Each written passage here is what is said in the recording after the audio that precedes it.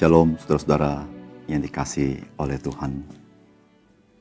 Kita bersyukur karena kehidupan yang kita lalui sebetulnya adalah berkat-berkat yang Tuhan berikan kepada kita. Yang seringkali kita agak take it for granted untuk apa yang kita nikmati. Sehingga rasa syukur kita, seringkali rasa syukur yang tidak keluar dari hati kita. Namun ketika kita menyadari apa yang kita nikmati sebetulnya adalah pemberian Tuhan yang berharga. Saya percaya orang yang seperti ini memiliki sukacita yang luar biasa dalam hidupnya. Salam jumpa dalam program Tuhan Adalah Gembalaku. Saudara, dalam kehidupan ini kita menyaksikan atau kita merasakan banyak hal-hal yang menyesakkan dalam hidup kita. Salah satunya bencana alam, erupsi daripada gunung yang membuat luluh lantak sebuah desa, atau bahkan ada orang-orang yang meninggal karena peristiwa erupsi seperti itu. Kita menjumpai perihal-perihal yang sangat memprihatinkan kita. Seperti badai, topan, yang mengguncang dunia ini. Bahkan mungkin juga ada peristiwa-peristiwa lain yang seringkali kita melihat dunia ini begitu mencekam. Bukan itu saja. Kehidupan manusia yang kita menyaksikan, ada berapa banyak orang yang mengalami depresi, mengalami tekanan hidup yang berat. Mereka ini bukan orang-orang yang gagal. Mereka adalah orang-orang yang berhasil. Namun kenapa dalam keberhasilan mereka menjadi orang yang kosong? Kehilangan sesuatu. Namun kehilangan apa? Saudara, mari kita kembali kepada firman Tuhan. Mari kita baca dari Kejadian pasal 2, ayat 1 sampai ayat yang ketiga. Demikianlah diselesaikan langit dan bumi dan segala isinya. Ketika Allah pada hari ketujuh telah menyelesaikan pekerjaan yang dibuatnya itu, berhentilah ia pada hari ketujuh dari segala pekerjaan yang telah dibuatnya itu. Lalu Allah memberkati hari ketujuh itu dan menguduskannya. Karena pada hari itulah ia berhenti dari segala pekerjaan penciptaan yang telah dibuatnya itu. Saudara yang dikasihi oleh Tuhan, penyataan Allah bagaimana segala sesuatu diciptakan oleh Tuhan. Ketika kita baca, seakan-akan begitu sederhana. Diciptakan dalam waktu 6 hari. Namun saudara-saudara, ketika kita mendapat informasi dari para ahli, maka kita baru tahu bahwa apa yang Allah ciptakan itu luar biasa besar dan luar biasa rumit. Saudara, saya katakan luar biasa besar. Karena saudara, tanpa kita sadar bahwa alam semesta ini terdiri dari miliaran galaksi. Seberapa besar miliaran galaksi itu? Kalau sang pencipta menciptakan miliaran galaksi, saya mau tanya, seberapa besar sang pencipta itu? Bukan hanya luar biasa besar, luar biasa rumit. Karena setiap ciptaannya memiliki kerumitannya masing-masing. Dan saudara-saudara, sampai akhir zaman, manusia tidak bisa menemukan seluruh kebenaran-kebenaran dari kerumitan-kerumitan itu. Di dalamnya masih tersimpan misteri kebenaran itu. Begitulah Tuhan menciptakan segala sesuatu. Begitulah Tuhan menciptakan manusia. Dan Tuhan bukan saja menciptakan segala sesuatu, tetapi Tuhan memberitahukan bagaimana segala sesuatu berjalan dengan mekanisme yang benar. Saudara, mari kita merenungkan dan mendapat pesan firman Tuhan dari kitab Kejadian pasal 2 ayat 1 sampai 3 ini. Yang pertama, Saudara, firman Tuhan berkata, demikianlah diselesaikan langit dan bumi dan segala isinya. Artinya Tuhan menciptakan segala sesuatu dengan sempurna. Dia telah selesai menciptakan segala sesuatu. Bahkan kalau saudara membaca, berulang kali dikatakan, dia melihat ciptaannya itu baik. Saudara-saudara, sistem nilai manusia sebetulnya menggambarkan sedikit daripada sistem nilai Allah. Ketika manusia bisa melihat bunga itu indah, sesungguhnya Tuhan memberikan berkat kepada kita sehingga kita bisa melihat bunga itu indah. Ketika saudara bisa makan dan saudara berkata makanan ini enak, maka sebetulnya saudara sedang menerima berkat daripada Tuhan sehingga saudara bisa menikmati kelezatan makanan. Saudara-saudara, semua sistem nilai adalah yang Tuhan berikan kepada kita.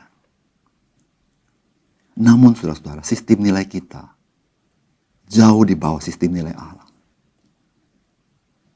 Kalau kita berkata baik, belum terlalu baik dibandingkan apa yang katakan Allah baik. Oleh karena itu saudara, ketika Allah menciptakan segala sesuatu dan Allah berkata, itu baik. Maka saudara-saudara, ketika Allah berkata itu baik, maka baiknya itu bersifat absolut. Karena yang menilai baik adalah sang pembuat nilai itu sendiri, yaitu Tuhan itu sendiri. Sehingga saudara-saudara yang kasih dalam Tuhan, seluruh ciptaan Tuhan adalah baik. Tidak ada yang tidak baik. Namun, manusia, dia tidak mengerti akan apa yang Allah kerjakan sampai hari ini. Manusia tidak memahami akan segala kebaikan yang Tuhan berikan dari alam ciptaan ini. Sehingga saudara-saudara, ada kalanya kita berpikir, apakah Allah membenci kita dengan seluruh yang terjadi, kesesakan yang terjadi? Ketika kita kembali kepada kitab suci, Allah tidak sedang membenci kita. Dengan alam semesta yang begitu sempurna, sesungguhnya itu berkat dalam kehidupan kita. Yang Allah inginkan dari kita adalah manusia harus punya hikmat bagaimana dia menjalankan kehidupannya, yaitu hikmat yang Tuhan berikan kepada dia. Tanpa hikmat yang Tuhan berikan kepada dia, manusia akan mengalami hal-hal yang sungguh-sungguh dia merasakan sebagai sebuah bencana dalam hidupnya. Oleh karena itu saudara, mari kita mengenal Tuhan. Mari kita mengenal Tuhan dan mengenal segala berkat yang Tuhan sediakan di alam semesta ini. Termasuk di bumi yang kita nikmati hari ini. Yang kedua, saudara, firman Tuhan hari ini memberitahukan kepada kita bahwa berhenti adalah pola yang Tuhan berikan kepada kita. Saudara, Allah bekerja menciptakan segala sesuatu selama 6 hari. Dan pada hari ke-7, Alkitab berkata, ketika Allah pada hari ke-7 telah menyelesaikan pekerjaan yang dibuatnya itu, berhentilah dia pada hari ke-7 itu dari segala pekerjaan yang telah dibuatnya itu. Saudara, Allah berhenti pada hari ke-7. Saudara, kata berhenti di dalam bahasa Ibrani adalah sabat. Atau terjemahan bahasa Inggris adalah rest, beristirahat.